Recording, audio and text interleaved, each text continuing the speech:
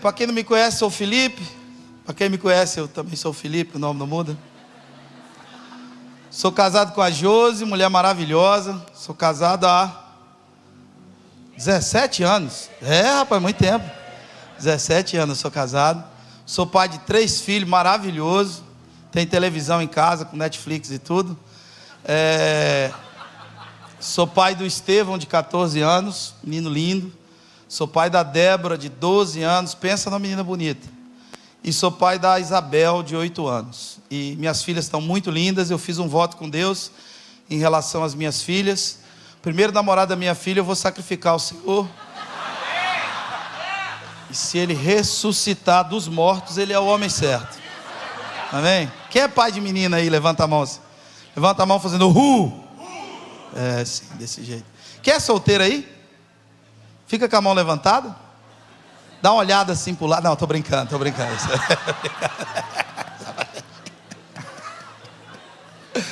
Gente, eu sou pastor de uma igreja lá em Goiânia. Eu morei aqui muitos anos, né? Estou com o Márcio aqui também, um grande amigo. Alegria de estar aqui com o Gile e Reuel, que são amigos também. Tomate também, que está lá atrás. E, enfim, Gile, Tomate, a gente já tocou. Tomate já está nos 2 DVDs meus aí. A gente é amigo há muito tempo. E o Eduardo é um príncipe, é um amigo que eu tenho a alegria de celebrar tudo que está acontecendo. Estava lá no Caixotinho quando estava começando, ele me chamou para ir. E, enfim, eu fico muito feliz com tudo que vocês estão vivendo, tudo que vocês representam, que a glória de Deus continue sendo aumentada cada vez mais nesse ambiente, amém? O Eduardo propôs uma reflexão. Eu gosto muito da mesa e eu gosto muito de conversar.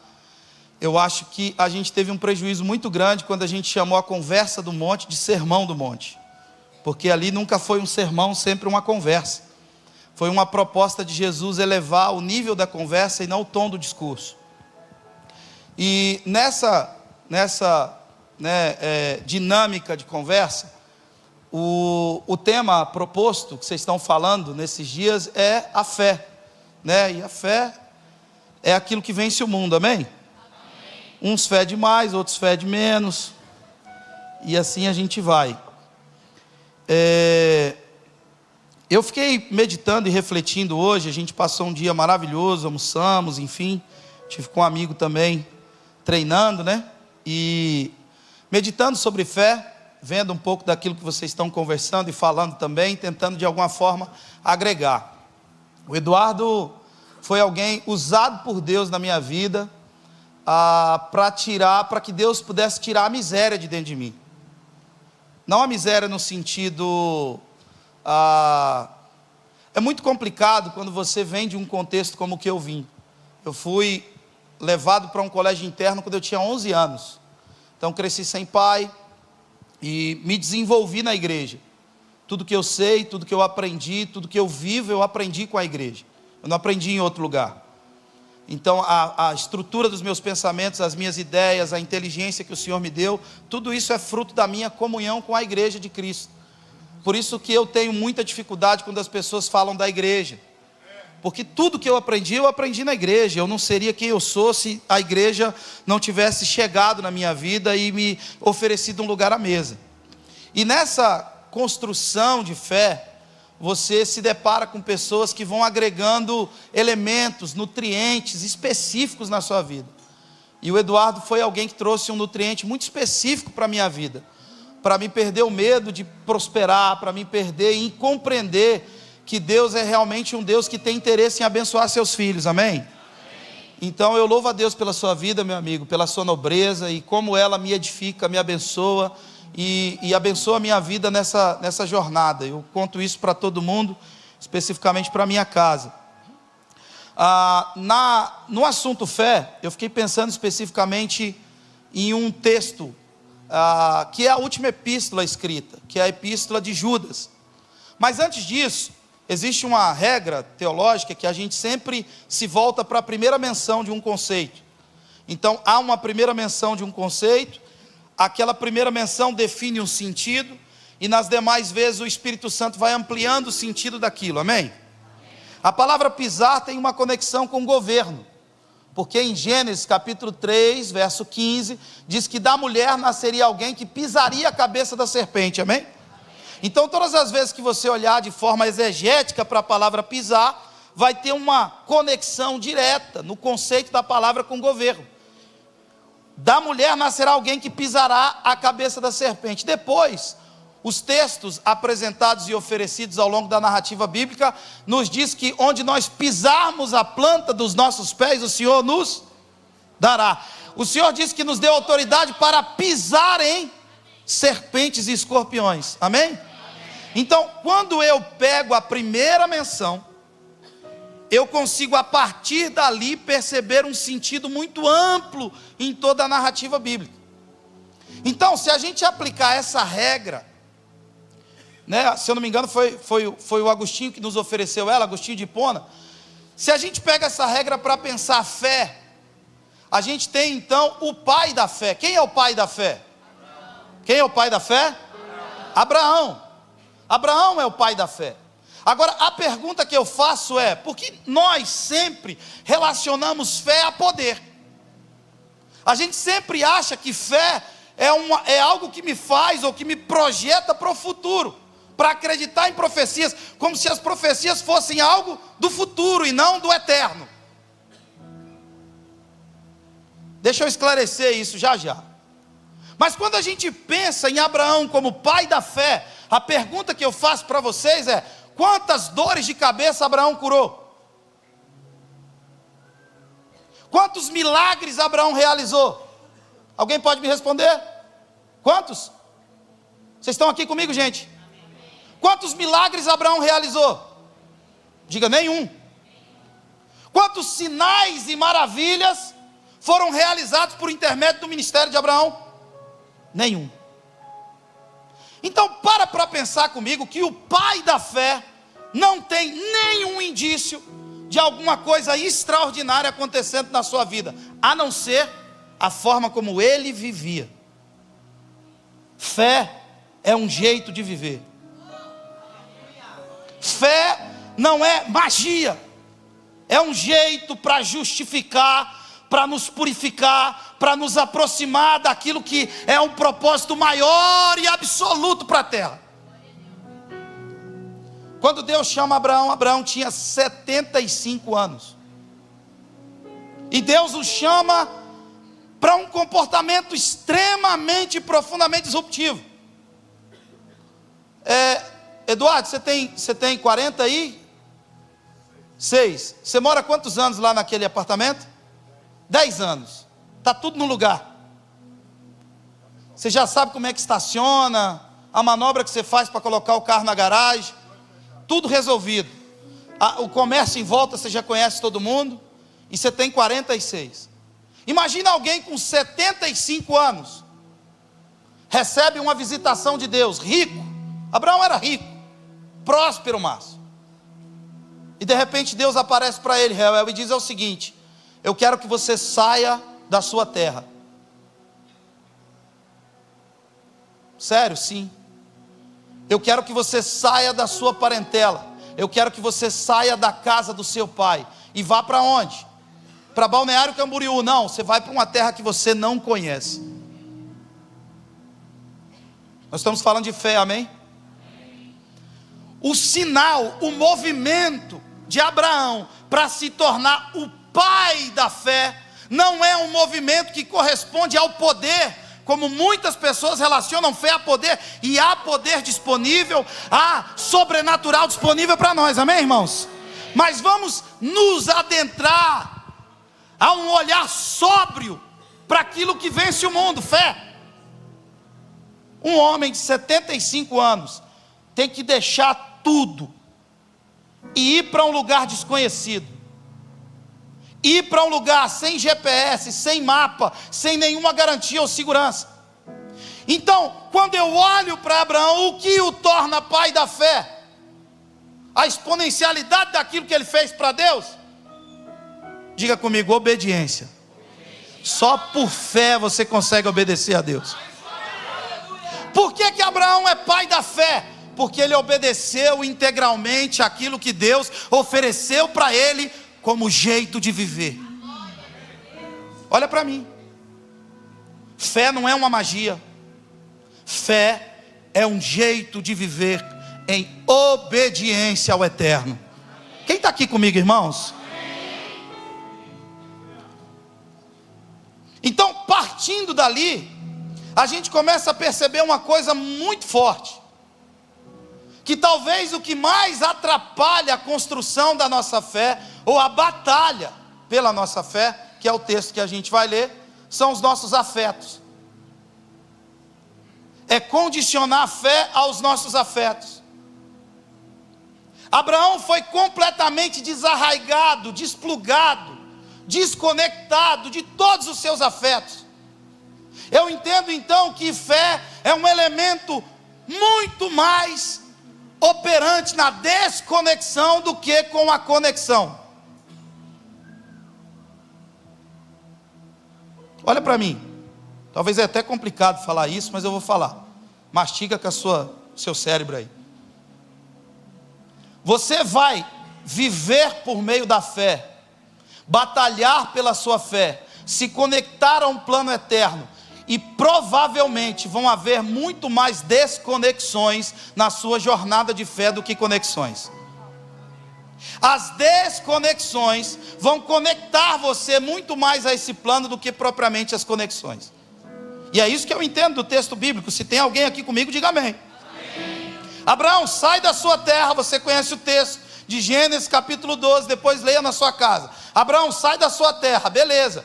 A terra, o lugar onde eu estou acostumado, o lugar onde eu como o meu peixe, o lugar onde eu faço compra, o lugar onde eu corto o cabelo, o lugar onde eu levo o meu carro para lavar. Tantos afetos, cheiro, sabor. Sai da sua terra.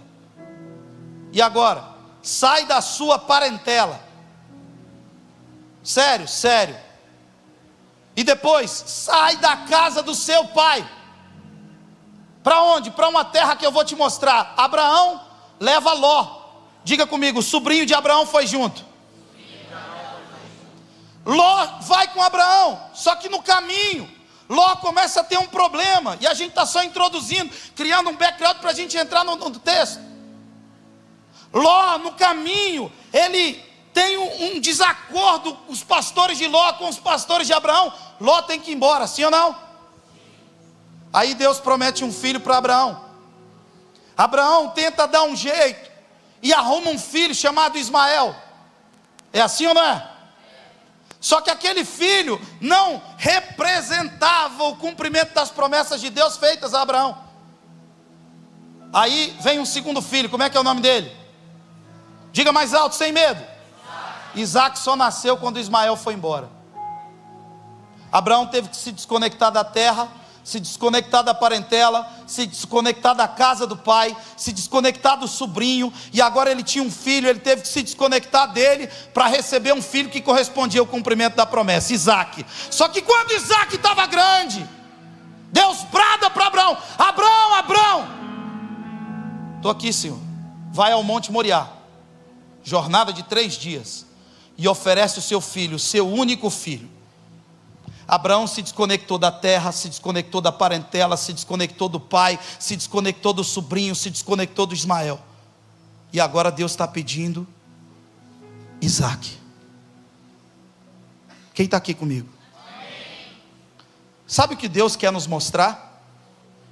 Que você não vai conseguir equalizar a fé com afeto. Você não vai conseguir equalizar a fé com emoção. Por que muita gente naufraga na fé? Porque ele acha que a fé é uma ferramenta para o cumprimento das suas expectativas. Ele acha que a fé está a serviço dos seus anseios. Ele acha que fé é um caminho para conseguir aquilo que você deseja, quando na verdade fé é o único jeito para a gente obedecer integralmente o que Deus está nos apontando e nos mostrando como jeito de vida. Abraão teve que se desconectar de todos os seus afetos.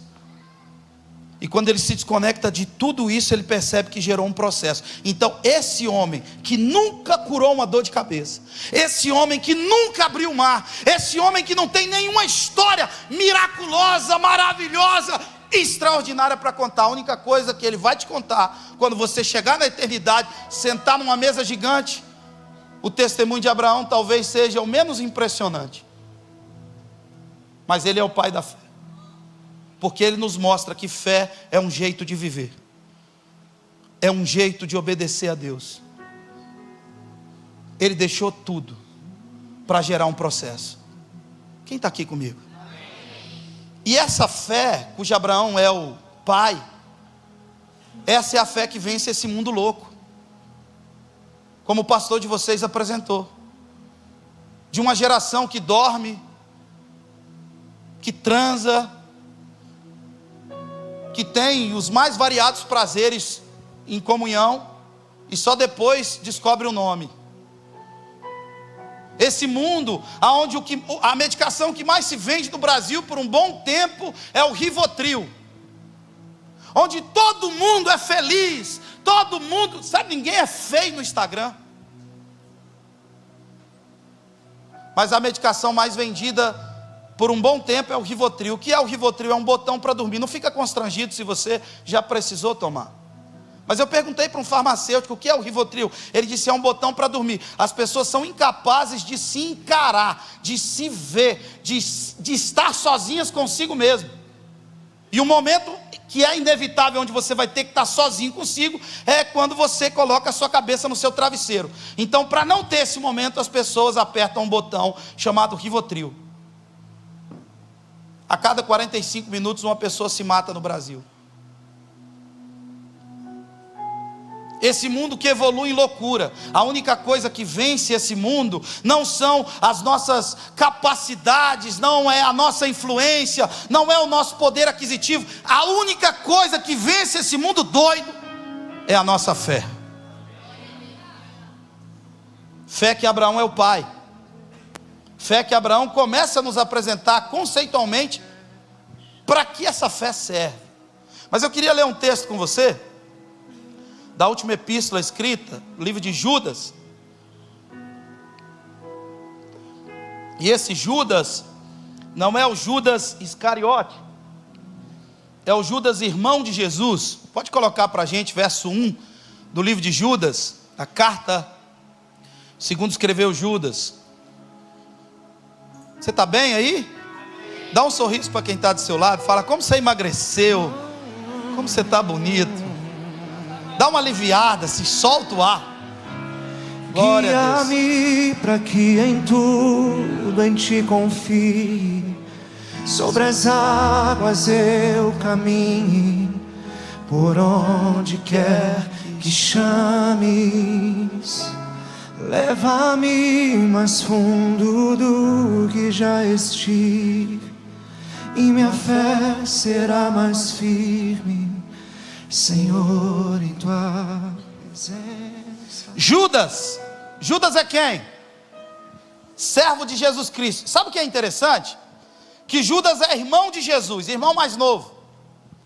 Jesus é o irmão mais velho de dois personagens que aparecem aqui escrevendo cartas: Tiago e Judas. Judas provavelmente seja mais novo que Tiago, né, Eduardo? O teólogo é você. Judas é mais novo que Tiago. Agora, eu tenho 3 filhos, e eu sei o que um irmão mais velho representa para um irmão mais novo. Quem é que é irmão mais velho? Vocês são uma classe terrível da sociedade. Que Deus tenha misericórdia de vocês. Quem é irmão mais novo? Ah, é maravilhoso. Glória a Deus pela sua vida.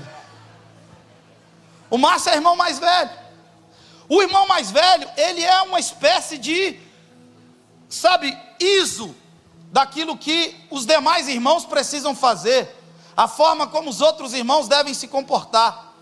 Eu lembro que os meus filhos, eles estudaram enquanto aqui em Itajaí, no colégio adventista, e por conta das orientações acerca de alimentação dado por eles, a minha filha não comia presunto, e está tudo bem, né? O ensino que não feria a escritura, ela não comia presunto, aprendeu a não comer presunto. E porque a Débora não comia presunto, a Isabel, mais novinha, dizia: eu também não gosto de presunto, pai. Eu disse: tá bom, filho, beleza, tranquilo. Mas um belo dia, para decepção da Isabel, ela olha no pão da Débora e tem uma fatia de presunto. Depois de alguns meses, quase um ano, e a Isabel, impressionada, decepcionada, atônita com aquilo, falou assim: ué, Débora, você está comendo presunto?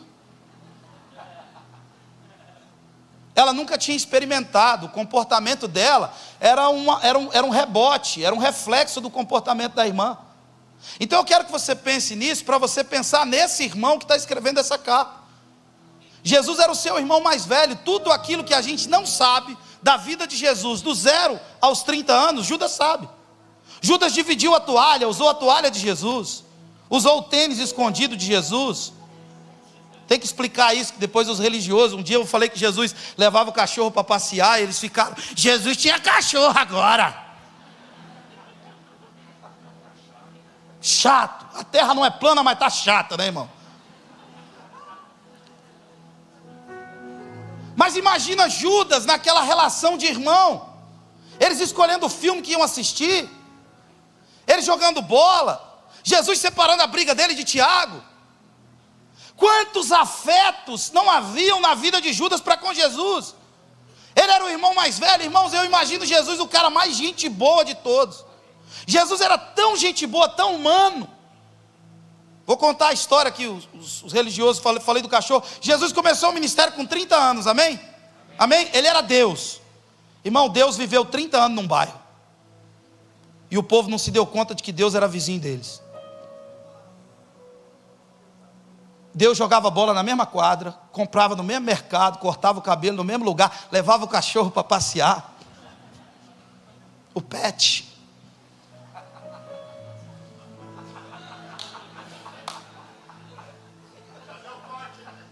Meu Deus. Faz comigo não. Jesus era tão gente, e tão irmão, tão bacana. E Judas cresceu junto com esse cara, vendo tudo que esse cara fazia, vendo tudo que esse cara falava. De repente, esse cara, o meu irmão, se torna o judeu mais famoso de todos, que eu aprendi com meu amigo judeu. Você se converteu porque foi estudar Jesus, porque Jesus é o judeu mais famoso de todos. Você imagina para o irmão mais novo, agora não conseguir acessar o irmão mais velho. Você imagina para o irmão que cresceu, agora não consegue ter acesso a ele, não consegue entrar no lugar onde ele está ensinando. Agora o meu irmão que cresceu comigo, jogou bola comigo, é a resposta para a fé do mundo. E ele estava tão desconectado dos afetos para nos propor e nos oferecer o que é fé, que ele começa essa carta escrevendo assim: Judas, servo de Jesus Cristo. Ele não se apresenta como o irmão de Jesus, ele diz: Judas, servo de Jesus Cristo e irmão de Tiago, aos chamados, santificados em Deus Pai e conservados em Jesus Cristo. Nós vamos ler até o verso 3, verso 2. Misericórdia, paz e amor vos sejam multiplicados. Agora, olha o que Judas começa escrevendo: amados, procurando eu escrever-vos com toda a diligência acerca da salvação comum, tive por necessidade escrever-vos e exortar-vos ao quê? Diga comigo: batalhar. Batalhar pela fé que uma vez foi entregue aos santos. Olha só quem está nos ensinando a batalhar pela fé. Alguém que teve que se desconectar de todos os seus laços afetivos e se apresentar para nós não como o irmão biológico de Jesus, mas como o servo de Jesus Cristo. Você pode imaginar o dilema que era a construção da fé desse irmão? Faz sentido o que eu estou dizendo para alguém aqui? Você pode imaginar que construção de fé mais complicada e complexa, Gil? E ele se apresenta e ele começa a dizer para a gente. E ele nos apresenta uma coisa muito interessante. Olha para quem está do seu lado e diga: a fé é emocionante, mas ela não é emocional. E eu queria que, se você fosse levar alguma coisa do que eu estou falando hoje, que você levasse essa frase com você, e que ela pudesse ser um gatilho para você lembrar de outras coisas que eu estou dizendo e falando. A fé, ela é emocionante viver da fé. É emocionante sabe, nos deparar com a provisão de Deus. É emocionante ver a intervenção de Deus, é emocionante. Mas a fé não é emocional. E para nos propor essa batalha de fé, o cara que teve que se desconectar de todos os seus afetos, de todas as suas emoções, foi quem Deus escolheu para nos ensinar. Judas viveu com Jesus, tinha intimidade, sabe nos responder o que acontece nesses 30 anos. Conviveu com o cara, agora esse cara é o Salvador, a chave para tudo que foi escrito e profetizado. A fé de Judas era um desafio. Judas, diante disso, tem condição de nos emancipar para um nível de lucidez. Diga comigo, lucidez. E qual é a lucidez oferecida por Judas? Para a gente ganhar tempo eu não vou ler, mas eu quero que você confie em mim, que está escrito lá. Judas vai dizer o seguinte: olha, muitas pessoas Deus tirou do deserto, do Egito. Muitas pessoas foram livres, libertas, passaram pelo mar aberto, viram as pragas. Muitas pessoas Deus tirou do Egito, mas fez morrer no deserto. Sabe o que Judas vai nos dizer? Que Balaão era profeta, profetizou com o dom de Deus, mas era vagabundo. Sabe o que Judas vai nos dizer? Que não existe nenhum tipo de segurança ambiental. Como assim, pastor? Porque quando a gente vem para a igreja, a gente acha que vai encontrar o mundo das fadas, Teletubbies, Dinky Wink, lá. Talvez ouvir o que o pastor te disse te assusta, mas Judas está com muita lucidez dizendo: tem gente ruim no meio de vocês. Olha aí. E está tudo bem. Está tudo bem. Está tudo bem. As mulheres têm que orar muito pelos homens. Está faltando homem, né, gente? Antigamente o homem tinha que ser bonito, de boa família. Hoje basta ser homem.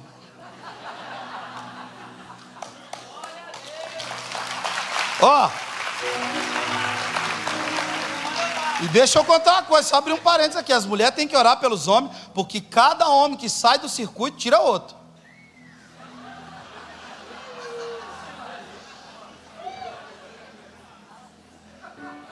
Você vai entender. Quando você entender, você vai rir de novo.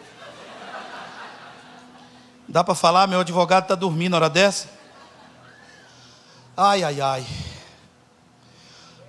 Nós precisamos entender o que Judas está falando para que isso produza maturidade. As fantasias, a falsa garantia que alguns adotam, achando que o ambiente, o poder, as maravilhas, as experiências vividas vão nos livrar ou vão nos proteger e vão nos levar para um mundo completamente amparado, que responda aos nossos afetos, que não produza nenhum tipo de tristeza.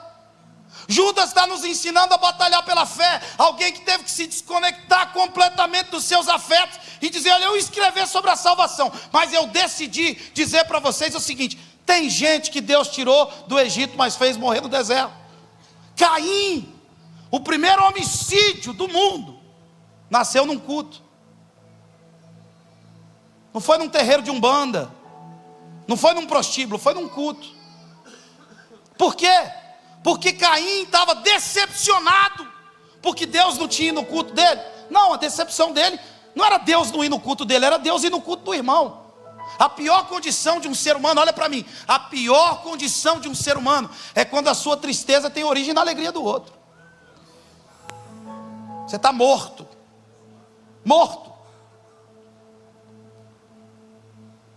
E Judas vai escrevendo dizendo: Caim fez culto a Deus.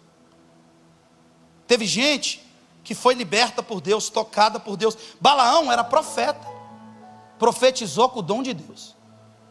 O que ele está nos dizendo? Não existe segurança ambiental.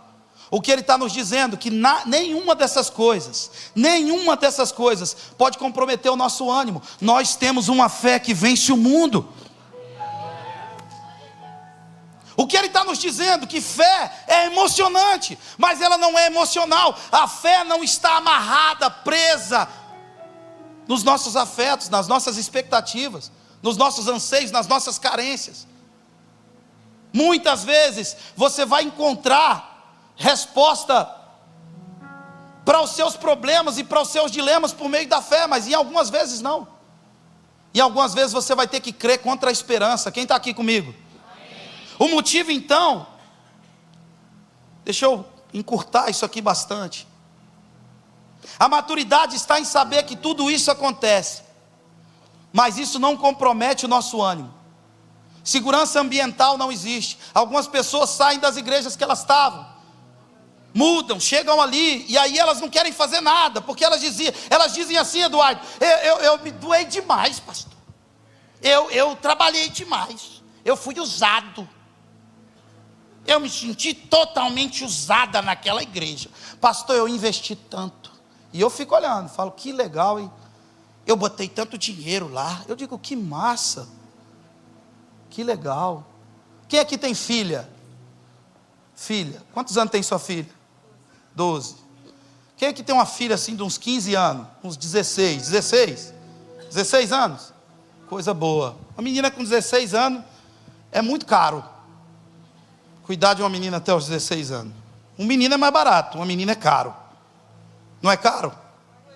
2 gêmeas, aí é o dobro. Aí que Deus tenha misericórdia de você, viu, irmã? Deixa eu te perguntar uma coisa: como é que é o nome das suas filhas? Isabela e Amanda. Como é que é seu nome, irmã? Liliane. Liliane, quanto que você gastou com a Isabela e com a Amanda até hoje? Tenta imaginar, quanto que você gastou com a Isabela e com a Amanda até hoje? Sabe por que você não sabe? Porque você ama. Quem ama não faz conta. Quem ama não calcula o que deu. Quem ama não calcula o que doou. Quem ama não calcula o quanto se entregou. Quem ama não faz conta. Se você sabe calcular o que você já deu, já doou, já se entregou, é porque você não fez por amor. E aí, irmão, sem amor você pode entregar o seu corpo para ser queimado. É barulho infrutuoso. Sem amor você pode ter toda a fé do mundo, não significa um vintém. O que é que Judas está nos ensinando? Que fé e afeto não podem ser equalizados na mesma frase, na mesma canção. Quer viver da fé? Quer batalhar pela fé? Entenda que fé é um jeito de viver, e que muitas vezes Deus não vai dar nenhum tipo de resposta para as suas carências. Por quê? Porque existe algo muito maior no amanhã, existe algo muito maior, existe algo que você não está vendo, que você não está alcançando, que você não está percebendo. Mas quando não existe uma adoração maior, não existe nenhum tipo de atitude, sabe, que represente mais o nosso comportamento de adorador do que a dependência de Deus. Isso é emocionante, mas não é emocional. E eu não quero demorar muito, me alongar muito. Então eu quero entregar algumas coisas que eu acho que vocês vão lembrar e vão refletir. E essa comunidade é uma comunidade muito bíblica. E depois vocês vão apurar tudo que eu estou falando nas Escrituras. Mas em João capítulo 5, e eu vou caminhando para terminar. João capítulo 5, Jesus, ele está passeando num lugar onde há muitos enfermos ali deitados. Muitos enfermos. E entre esses enfermos deitados, tem um que está lá há 38 anos, deitado numa maca, na rua, na maior amargura que possa se imaginar que um ser humano consiga viver. E Jesus faz uma pergunta, com todo respeito e amor e carinho pela pessoa de Jesus. Mas Jesus faz uma das perguntas mais idiotas que a Bíblia nos oferece. Jesus pergunta para um cara que está 38 anos doente. O que é que Jesus pergunta para ele? Você quer ser curado? Acha esse texto aí para a gente. É João capítulo 5, se eu não me engano, verso 11. Acha aí. É isso? Vê se é.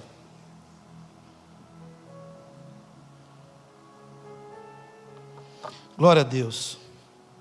Jesus está aqui, amém?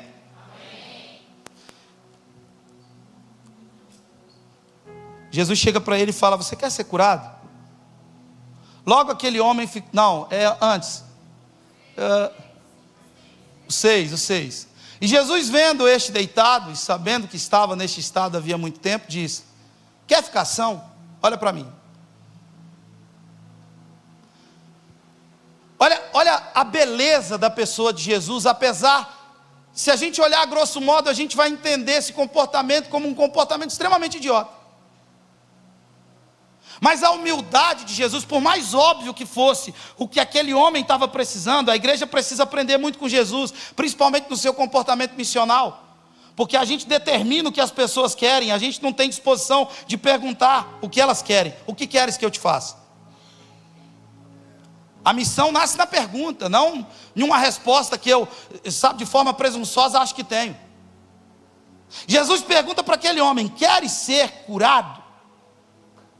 E nessa pergunta, que aparentemente não faz sentido nenhum, a gente tem uma revelação tão grandiosa. Porque olha o que ele diz no próximo versículo. O enfermo respondeu: Senhor, eu não tenho. Eu gosto da versão, na minha versão diz: eu não tenho ninguém. Olha para mim. Eu não tenho ninguém. Deixa eu fazer uma pergunta para você. O que era mais caótico na vida daquele homem? Estar doente ou não ter ninguém? Quantos doentes você conhece que são felizes? Quantas pessoas você conhece que às vezes tem uma deficiência, uma impossibilidade, algum tipo de situação de nascença, ou algum tipo de intervenção que a vida trouxe, e essa pessoa acabou ficando doente, mas ela é feliz? Você conhece gente assim? Aqui na Praia Brava tem o Fig, que é cego e surfa todo dia, cercado de gente. E provavelmente alguém aqui conhece o Fig. Eu conheço o Cleito Queiroz. Quem não conhece o Cleito Queiroz? Toca violão, toca tudo, todos os instrumentos. A experiência musical mais gloriosa que eu vivi na vida foi com o Cleito Queiroz. E ele está sempre sorrindo. Então qual era o problema dessa pessoa aqui? Olha para mim, irmão. Estar doente ou não ter ninguém? Não ter ninguém. Aí Jesus mandou chamar alguém para dar um abraço nele. Foi? Jesus respondeu às carências dele? Jesus respondeu os afetos dele? Ou a falta de afetividade em que ele vivia? Jesus olhou para ele, irmão, e diz: olha, sua vida foi difícil até aqui. A vida te machucou muito. Eu não tenho resposta para isso. Mas se você acreditar no que eu estou dizendo, você vai se amar, vai levantar daí e vai andar, e você nunca mais vai rastejar. Por quê? Porque não é pela resposta aos seus afetos, às suas carências, que você vai viver. É pela fé, que é a certeza das coisas que não se veem, a convicção daquilo que se espera. Porque você é sozinho, porque você não tem ninguém. Você vai tomar o seu leito, cara. Você vai levantar e você vai andar. Aleluia! Fé não é resposta para suas carências. Fé não é para você arrumar um namorado. Fé não é para você melhorar sua casa, melhorar seu carro. Não, fé é para você obedecer a Deus e fazer exatamente aquilo que Ele te chamou para fazer. Se você precisar abandonar tudo para abandonar a Deus, faça isso. Compreenda o que Ele te disse. Vai ter gente que vai te ajudar a ouvir a voz de Deus, perceber a voz de Deus, entender o teu chamamento. Mas fé é um jeito de viver. O que Judas está nos dizendo? Que as maravilhas que aconteceram no Egito não foram garantia. Porque a gente não entende isso. Sabe o que a gente faz?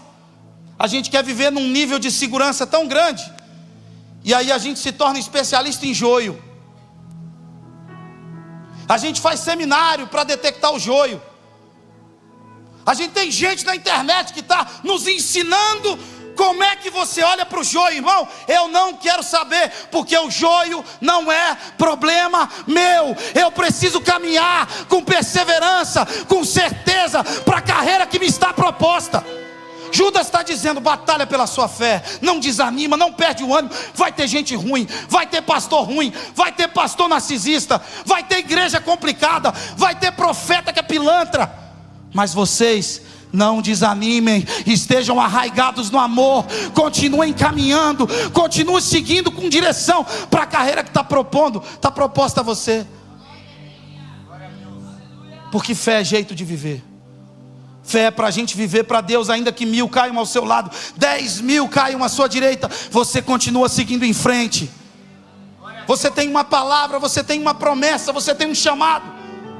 E se eu não tiver ninguém, levanta e anda. E se ninguém me ajudar, levanta e anda. Por quê? Porque Deus não está comprometido com a sua felicidade, mas Ele está comprometido com a sua fé. Resposta para a sua fé Ele tem. Resposta para a sua disposição de obedecê-lo Ele tem. Se você pôr o pé, o mar vai abrir. Se você plantar numa terra que não nasce nada, lá, através da sua semente, da sua disposição de obedecer o que Deus te mandou, vai nascer 100 por 1. Eu espero de verdade que isso te abençoe de alguma maneira. Eu espero que você tome o seu leite e ande.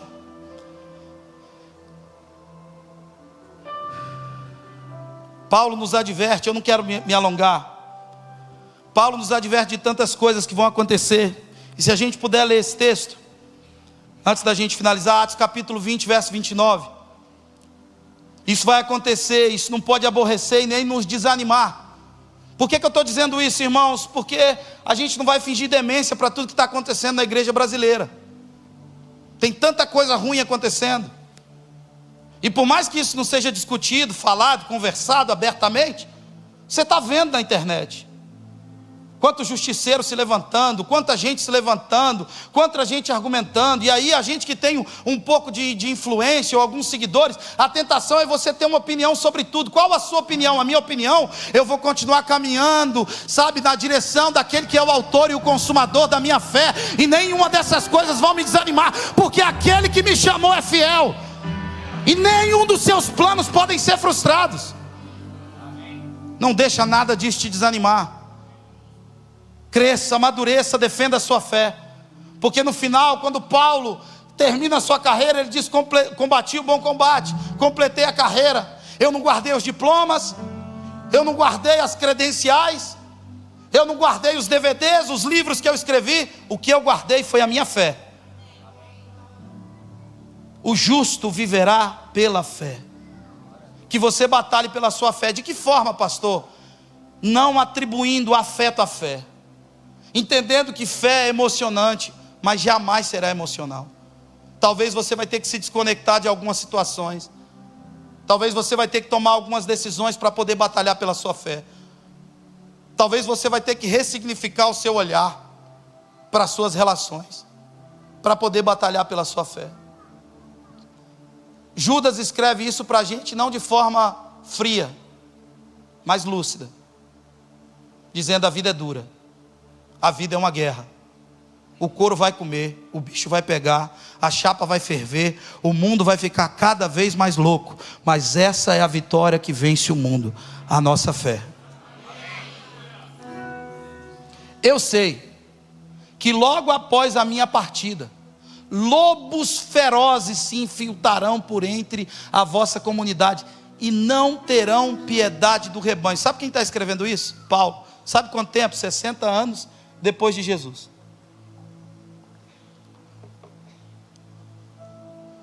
Ele está dizendo que vai ter gente que vai entrar aqui,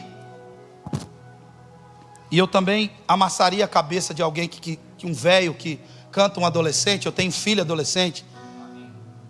Eu não tenho imunidade nenhuma para lidar com esse tipo de gente. Eu oro para ela nem passar por mim. Mas Paulo está dizendo que essas coisas vão acontecer. Você está aqui comigo, irmãos? Paulo está dizendo: a vida é real, meus filhos. E vocês vão ter que manter a fé no meio dessa realidade dura e triste, cruel, complicada. Vocês vão ter que encontrar no meio de tudo isso sentido para continuar crendo e continuar caminhando. Está tudo misturado, está tudo aí no meio, e o bicho está pegando. E o que cabe a vocês é pregar a justiça, não o juízo. O dilúvio era o quê? Diga comigo: juízo. Mas a Bíblia oferece e propõe que Noé não era pregador do juízo, era pregador da justiça. Diga comigo: o dilúvio era juízo, mas Noé era pregador da justiça. Quando Deus olha para Sodoma e Gomorra, E a iniquidade de Sodoma e Gomorra, oferecida em Ezequiel capítulo 16, verso 48, iniquidade é Avon, o sentimento por trás do pecado, foi uma coisa que ofende, de certa forma, o plano maior de Deus, o plano macro de Deus. Então Deus precisa executar um juízo contra Sodoma e Gomorra. Mas no meio daquele processo, ou daquele caminhar de Deus na direção do juízo, ele encontra Abraão, almoça com Abraão, conversa com Abraão.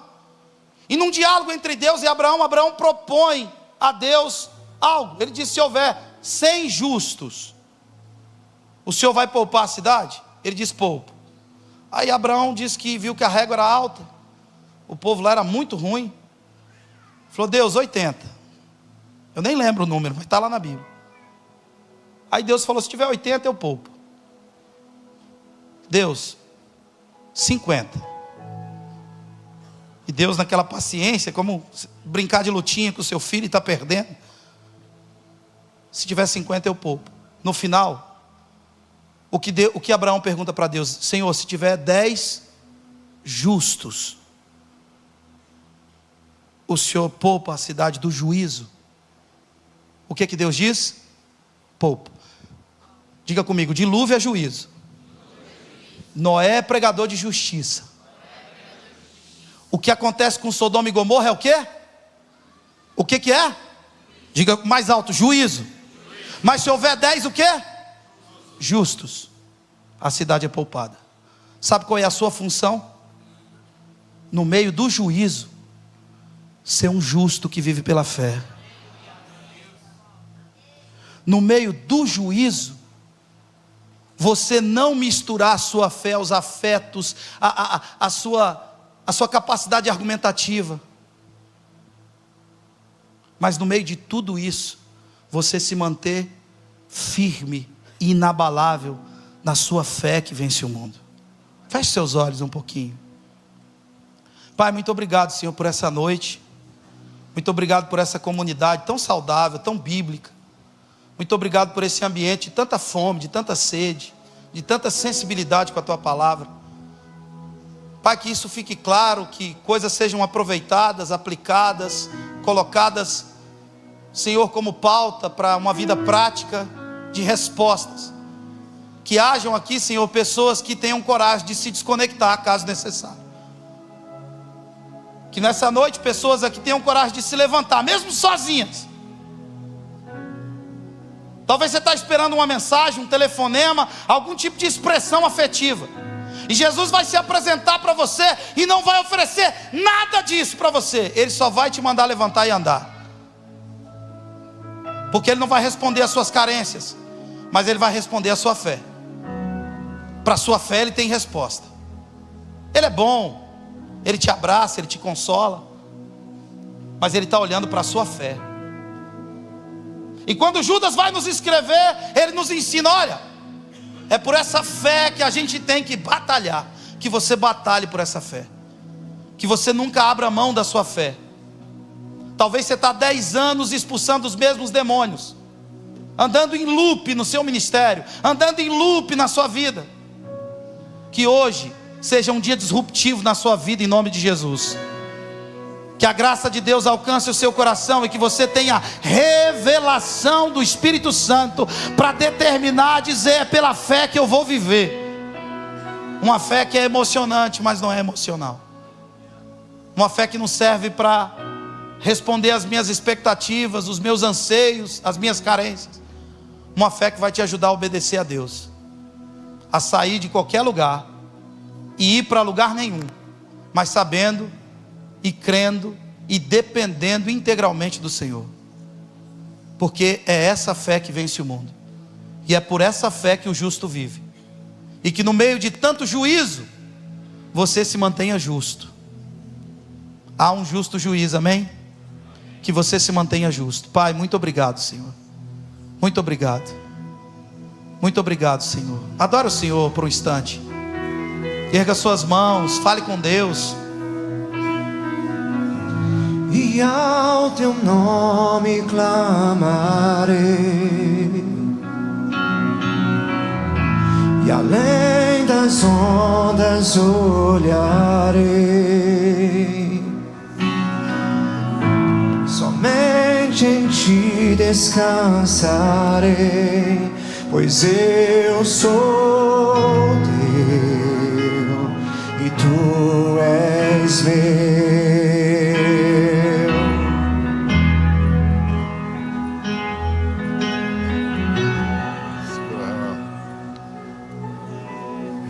Espera aí só um minutinho, não sai agora. Não se movimente agora. Só um minutinho. Essa é a parte mais importante. Ilumine as pessoas aqui para eu ver elas, irmão. Se você está aqui hoje e entendeu que hoje é o dia de você entregar a sua vida para Jesus, de fazer Jesus o Senhor da sua vida, você precisa confessá-lo como Senhor e crer que Deus o ressuscitou dos mortos. Nesse exato momento você recebe a vida eterna, o dom da vida eterna, o dom do Espírito Santo e o dom celestial. Se você está aqui hoje e sente que esse é o momento de você entregar a sua vida para Jesus, é onde você está? Levanta sua mão para que eu possa te ver. Deus te abençoe, Deus te abençoe, Deus te abençoe, Deus abençoe, Deus abençoe, Deus te abençoe, Deus te abençoe, Deus te abençoe, Deus te abençoe, Deus te abençoe, Deus te abençoe, Deus te abençoe, Deus abençoe vocês, Deus te abençoe, Deus te abençoe, Deus te abençoe, Deus te abençoe, Deus te abençoe, Deus te abençoe, Deus te abençoe, Deus abençoe vocês, Deus abençoe vocês, Deus te abençoe em nome de Jesus, Deus te abençoe. Mais alguém, balança sua mão, deixa eu te ver. Senão, Deus te abençoe em nome de Jesus. Amém, irmãos? Vamos fazer uma oração. Aguenta só um minutinho, irmão. Quando era para o diabo você ficava. Agora 2 horas é difícil. Segura aí um pouquinho. Entendeu? Vamos orar. Você que levantou sua mão, aí onde você está, feche os teus olhos e ore comigo em voz alta. E diga: Jesus, eu te faço hoje Senhor da minha vida. Eu creio que Deus te ressuscitou dentre os mortos, que o Senhor está vivo e não morto, e eu recebo agora o dom da vida eterna, o dom do Espírito Santo e o dom celestial. Amém. Você pode aplaudir Jesus por isso? Você pode levantar sua mão bem alta e celebrar a festa no céu quando um pecador se arrepende. Almas sendo salvas por Jesus, pessoas recebendo a vida eterna, pessoas sendo livres da condenação do inferno, em nome de Jesus. Senhor, nós te agradecemos por esse tempo. Fique de pé no seu lugar. Fique de pé no seu lugar. Eu tenho uma notícia boa para a igreja. Acabaram os nossos problemas com o estacionamento. Alugamos mais um terreno lá atrás.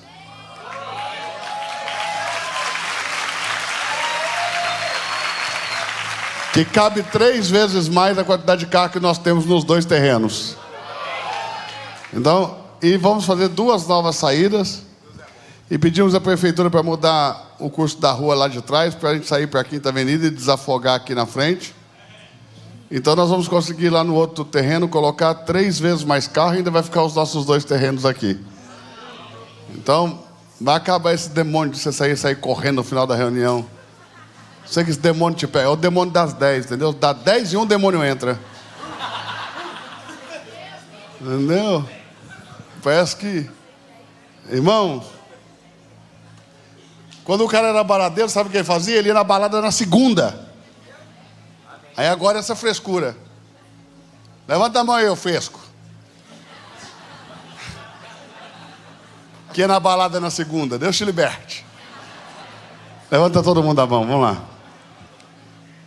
Diga comigo em voz alta que o grande amor de Deus o Pai,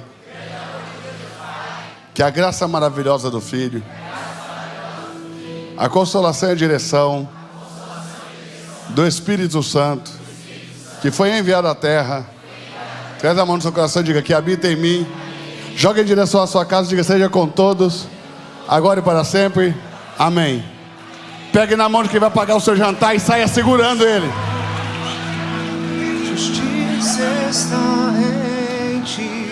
Reuel, muito obrigado. Felipe, Deus te abençoe mais. Obrigado pela visita, você é sempre bem-vindo. Felipe Vilela, mensagem poderosa, hein, irmão? Palavrão incrível, hein? Deus te abençoe por essa palavra. Recebi demais. Deus abençoe. Teu amor é para sempre. Tu